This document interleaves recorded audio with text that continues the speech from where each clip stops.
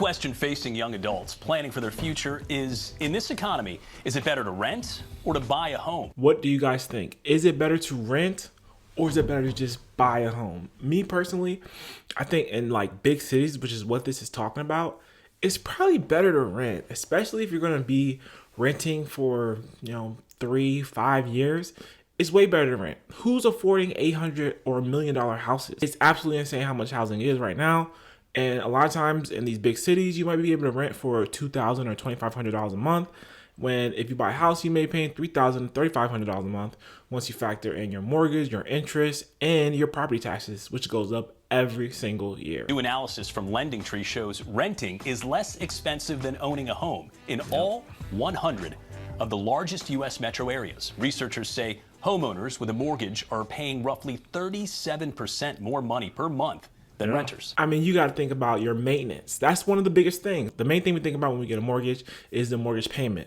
Are you thinking about and are you looking at how much your taxes are going to be, how much the interest is going to be on the loan, how much the insurance is going to be, and then the maintenance. How much yearly are you paying in maintenance for, say, a water heater goes out and say you need some flooring replaced? How much is that yearly? Then break that down monthly. That could be $500 or maybe even $600 that you're adding to your monthly payment. It's kind of insane how much money actually goes into a house. It's wild. Especially if you have like an old house. Even these new houses aren't built with the best material and they're not built like super fast. So they have a lot of issues themselves. And they also come with maintenance. Even though you get this brand new house, they still come with maintenance. Of Rently, Merrick Lackner. Merrick, thanks for joining us.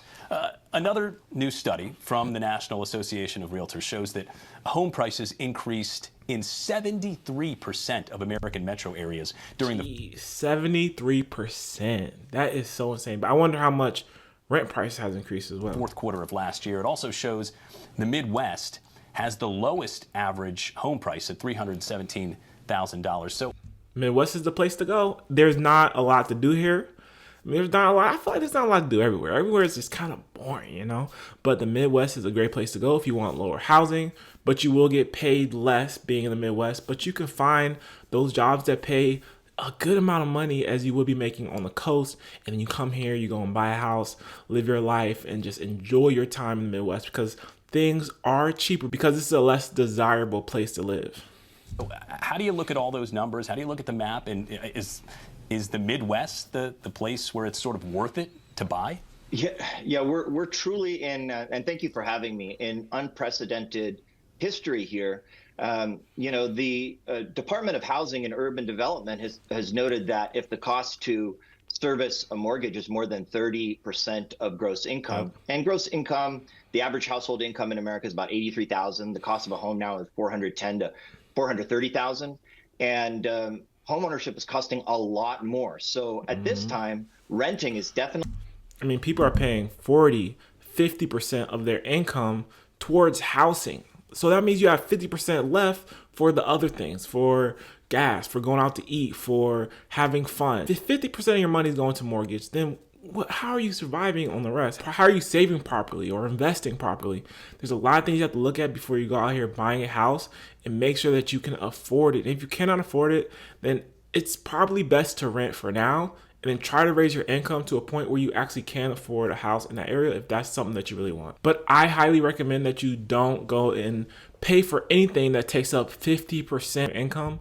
That's kind of insane. And we're lucky that we're in the Midwest and we're in a house and we're in an area that even the rents aren't not close to 50% of our income. We can kind of stay within that 30 to even 20% of our income. So we have extra income left over, which can be invested or can go to fun, can go to vacations, wherever we wanted to go to. We have the option to get a $400,000 or $500,000 house.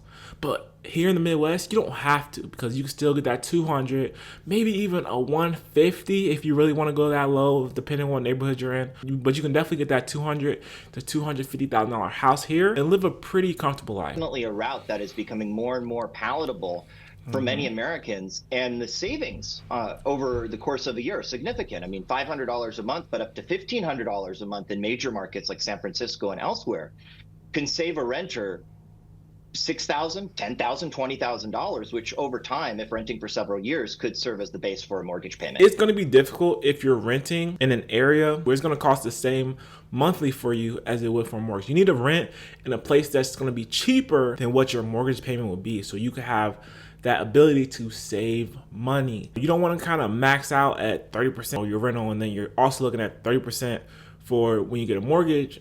It's hard to save there. But if you're able to rent at 20%, 25%, and the best way to do that is get a roommate. Get a roommate for 5 years. And that can cut your rent down to even more. That might be 10% or even 15% of your income going to rent. And then the rest can be saved or invested, whatever you want to do with it. And then you can get that house even sooner. And that can kind of be your down payment, the money you save from that. It's going to be difficult if you rent at the top tier and then you also want to save and get that house. So you have to rent at a lower price in order to save for the house. Yeah, that's some significant cash there. America, as we know, affordability, a major crisis for Americans right now nationwide. President Trump raised some eyebrows when he said this about housing prices last week. Take a listen. I don't want to drive housing prices down. I want to drive housing prices up for people that own their homes. And they can be assured that's what's going to happen. Merrick, from a real estate perspective, if housing prices increase, does that increase rents as well? And does it sort of keep people perpetually renting? Well, what we've seen is that there has historically been a delta between the price to own, at least in recent times, in the last year and 2 years. So the cost of renting is less. But, it's a very interesting dynamic because, the fiscal policies of COVID. What is the average monthly mortgage payment on an existing single family home? A 20% down payment, $2,000 mortgage. But that's just the mortgage. This doesn't say taxes and insurance. It's something you have to think about. This is not including taxes and insurance. Your monthly payment, if it is actually a $2,000 mortgage, that taxes and insurance can be $1,000 more on top of your mortgage. So these are things you have to think about before you buy a house. It's just not all sunshine and rainbows when you buy a house. These things are expensive and they only go up. And the rate that they go up is dependent on the government. It's had nothing to do with you. It's dependent on the insurance company. At least when you rent, you might be able to rent from like a small time landlord like me and be like, hey, can you increase it maybe $20 or $25 or maybe $100 instead of $500 like everyone else is? And they have the discretion to do so. Your city is going to raise your property taxes as much as they want. Your insurance company is going to raise your property taxes as much as they want. These are big corporations, big groups of people. They're not going to care what you say. Era stimulus really pushed the housing market up. And now we're in this time where either the market could be allowed to cool, but policymakers don't want that because that has tremendous economic impacts.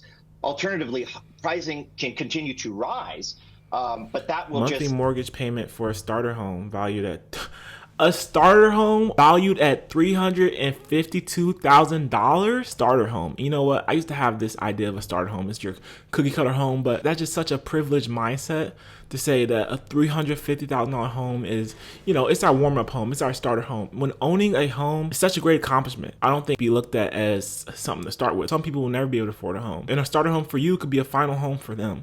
So there's nothing wrong with a home, but $350,000. I don't think that. If we're defining a starter home, $350,000 is a lot of money. And you can find a nice home for that. And I don't think it has to be a starter home. Like, it's nothing wrong with finding that one home and staying in that home forever. Because a lot of people, they'll get this little starter home, right? This small 3-bedroom house, maybe 1,500 square feet. And they grow their family and they think that this place is just too small. So they go and upgrade to 2,500 square feet or 3,000 square feet.